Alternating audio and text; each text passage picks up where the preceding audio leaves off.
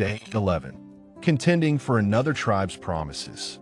Then they came near to him and said, "We will take up arms, ready to go before the people of Israel, until we have brought them to their place.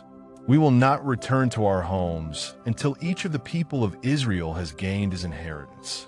Numbers 32:16-18. As they were about to enter the promised land, there were 12 separate tribes of God's people moving together. However, 2 of them preferred to stay east of the Jordan River.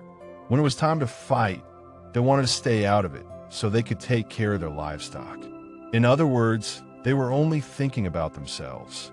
Moses sternly warned them that they were just like their fathers, the 10 spies who discouraged the people about the promised land.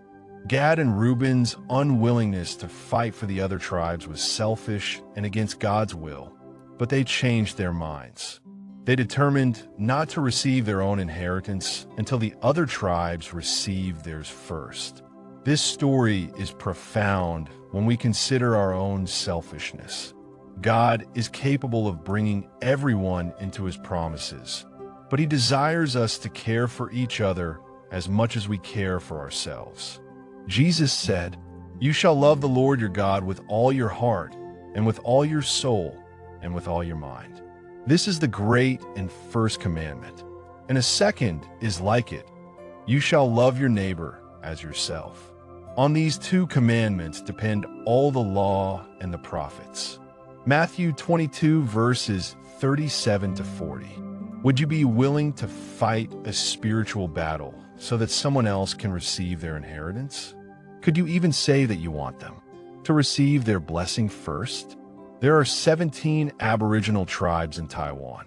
The root of the gospel on the island is among the Aborigine people, the first people, like it was with Gad and Reuben.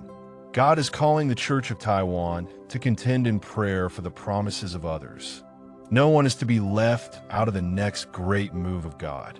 May the first people be the first to receive the blessing. Ways to pray.